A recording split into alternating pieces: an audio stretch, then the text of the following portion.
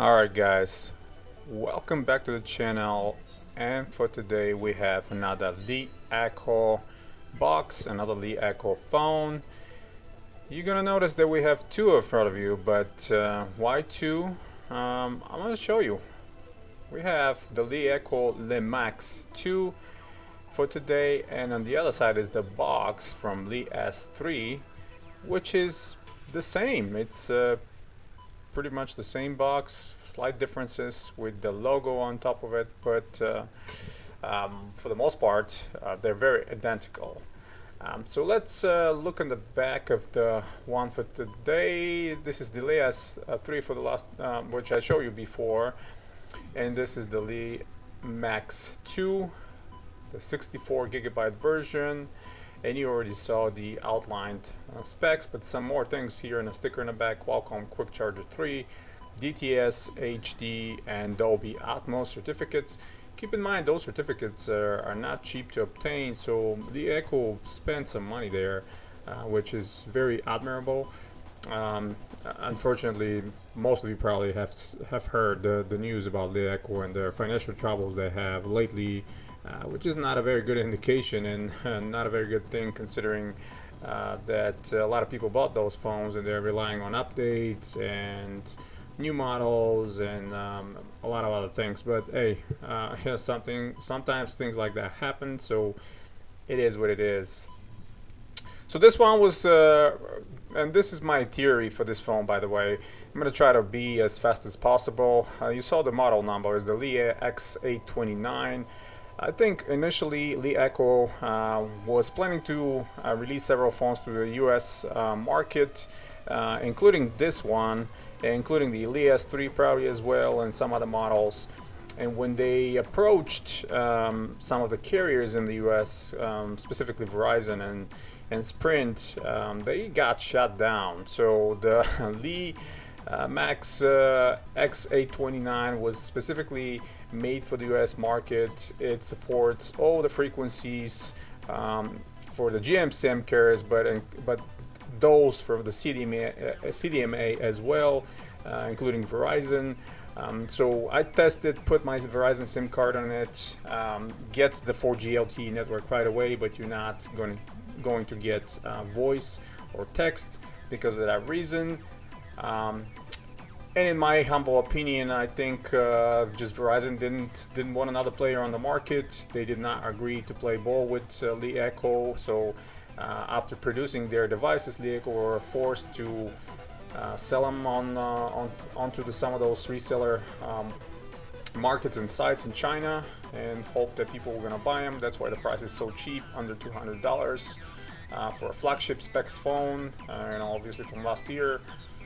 With Snapdragon 820, 4 gigs of RAM and 64 gigs of internal storage, huge 21 megapixel Sony optical image stabilization sensor. So definitely great specs. Definitely this phone would have been great to be allowed to be in the States as an unlocked all carrier device, but that didn't happen. And even I went to one of the Verizon stores and asked if they can whitelist my IMEA number. Didn't happen. They did not agree. So yeah, it is what it is. Long story short, these phones can only be used on the GSM carriers, the main one, T-Mobile and AT&T, and of course some of those smaller ones they use those networks as well. But yeah, that's on that side note. Good packaging as well, and as always, as the previous models and the other models in the US market, with the TPU case, with a screen protector that's pre-applied, CDLA headphones, adapter for the headphones as well, charger and USB Type-C cable, and you see the packaging is exactly the same as the one on the LeS3. That you guys seen on my channel and other channels before. You know, I don't know why LeEco went to the extent of trying to copy Apple. They were one of the first companies to remove the headphone jack, the 3.5 millimeter headphone jack from their phones. This is a giant phone, guys. This is 5.7 inch QHD screen on that phone. It's quite big and heavy, and they definitely could find a spot to put that 3.5 millimeter headphone jack, but unfortunately they went to the route of not bother putting that, and this is kind of a downside for me. But the whole overall build and construction and quality is great, just like the previous phones that I've seen. All metal body, quite solid, with very good feel, very nice, nicely made in my opinion. And I'm kind of glad that they pre-applied this screen protector on those, because I'm assuming it will be a little bit harder to find these kind of screen protectors here in the US market, considering that this phone is only released in the Chinese, and there's a little bit more accessories there, but not that much here.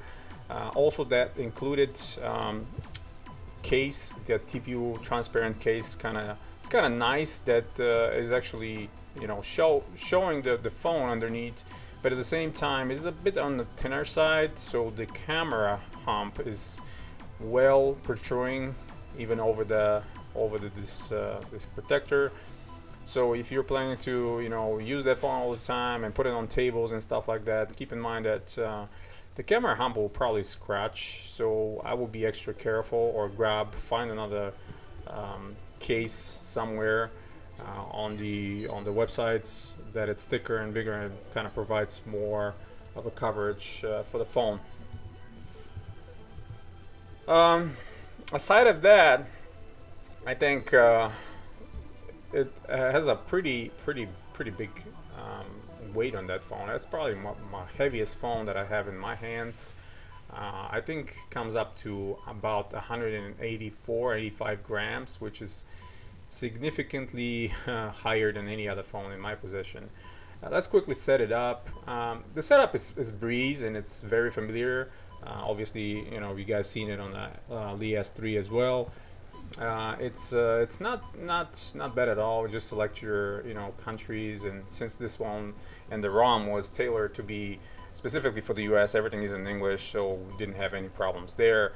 Let me set up the wireless and put my information in. I will be back in a second. I will continue to talk about the phone and some of the features that it has. Fingerprint sensor in the back. Some people are reporting problems with that fingerprint sensor, but right off the box I didn't have any issues. It accepted my fingerprints, and it works no problem. So, you know, finally at the screen, familiar EUI from LeEco, built on top of Android 6.01. Again, a little bit older, but I don't think any of the LeEco phones will get Nougat, especially the current situation. So we're going to be stuck with whatever we have. And luckily, there is plenty of custom ROMs available out there that you can put on. The bootloader is unlocked. Very easy to put on TWARP on it and kind of flash your own ROMs and do whatever you want. And to be real, for, you know, under $200, why not? You can experiment and see what you can find. Let's run a quick Antutu and see how the phone fresh out of the box scores, and how does it stack against the rest of the Snapdragon 820 last year flagships. While running, what else I can say? I'm definitely gonna compare this phone on a whole separate video with all of my other Snapdragon 820 phones. I will do a very kind of a competitive comparison between them on price, on battery life, on software, updates, screen, all a bunch of other categories. I think everybody will be interested. And obviously I can see 136,972, almost 137,000 points on Antutu. Not bad at all. Definitely, if you're planning to use this phone and if you're on a budget, you're planning to use it right now, I think it will be good to go for at least a year, if not even more, because I mean, it's gonna sound a little bit you know, subjective, but I think the Snapdragon 820 is probably one of the best processors that has been released in the last few years at least. I think this processor, this um, chipset will be relevant at least for a couple more years. I think it proved to be one of the best that Qualcomm came up with in the last several years. And you can see my pros at the end: low price, great build quality, very loud speaker, by the way, very loud. Beautiful 2K screen, IR blaster on the top, great packaging and accessories, 4K LTE working on GSM networks. I've tested that with AT&T, and a ton of custom ROMs that you can play around and experiment with.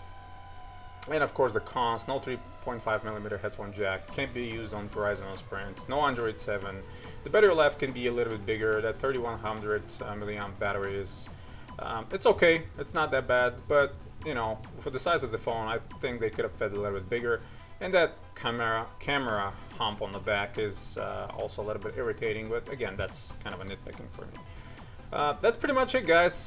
Stay tuned to the channel. There will be more videos coming for those phones and a lot more. Hit the thumbs up if you like the video. Subscribe if you're new. Like I said, I will do a detailed review on that as well, and have a great day.